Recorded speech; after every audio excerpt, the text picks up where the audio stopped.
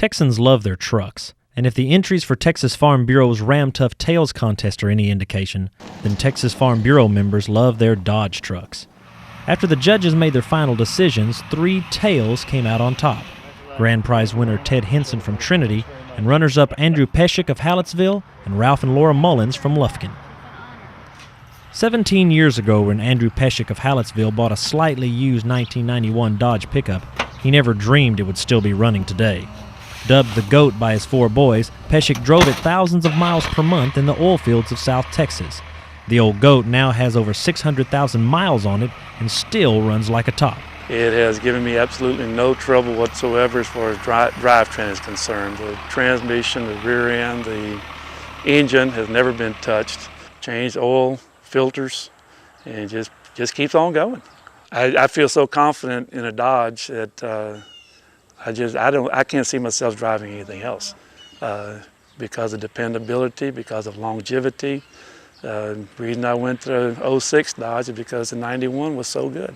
That 2006 bright red Dodge 3500 was promptly named the Kid by the Pescick boys.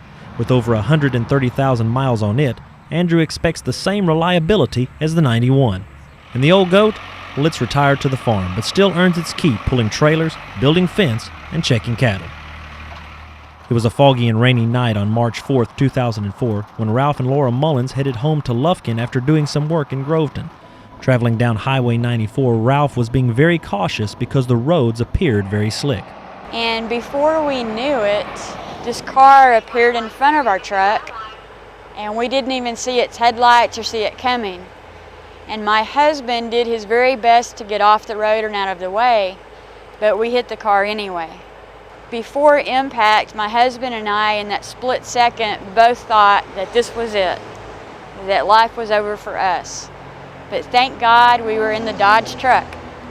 We both came away with minor injuries, and it was amazing. And everyone that saw the pictures after the accident were amazed that we lived. After the accident, the Mullins talked to a salesman at the local Dodge dealership, and he told them of a safety feature that Laura credits to saving their lives. In a head-on collision, there is a safety feature that keeps the engine from coming into the cab.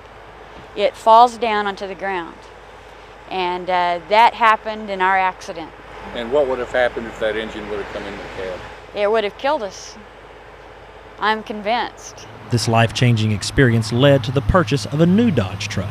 We never thought about safety features of a vehicle when we bought one before, and we know that the Dodge truck that we were in was put to the ultimate test. For Grand Prize winner Ted Henson of Trinity, the story began in 1967 when his Uncle Robert purchased a brand new Dodge Utililine truck to use in his electrical business in Houston.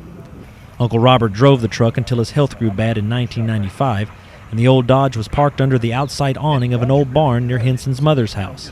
Uncle Robert died, and the old truck sat under that awning for 7 years untouched, until Henson, retired from a job overseas, returned home to East Texas and discovered it. And sure enough, it was in bad shape. There was actually parked under that awning, but there was a tree actually had grown up in that old barn. No one ever went there, and it had pushed the hood. The hood had been open and unlatched, and the hood was pushed all the way back, and the tree was grown up to the roof of that barn. All the tires were flat, and it was just a real old brown looking color where it should have been a white colored pickup. I thought I'd try it anyway, so I came back to my barn, got a tractor, went down there and hooked the chain onto the old truck, cut the tree off at the ground, and then dragged the old truck back out from under that awning of that barn. And then got me a can of gas, went down there, poured a little gas in the carburetor thinking, I'll try it and see if it'll turn over. It turned over a few times and made no sign of life at all, you know. So I poured a little more gas in the carburetor, got back in there, pumped it a whole bunch of times, and it coughed and started spitting a little bit, you know. And I said, oh man, there may be life in this thing, you know.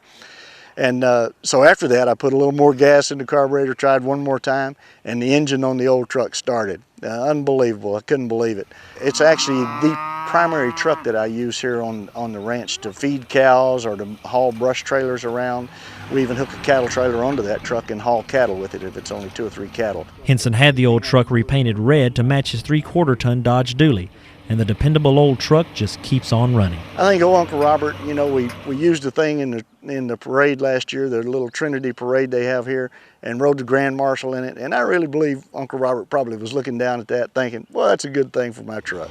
For Voices of Agriculture, I'm Ed Wolf in Trinity.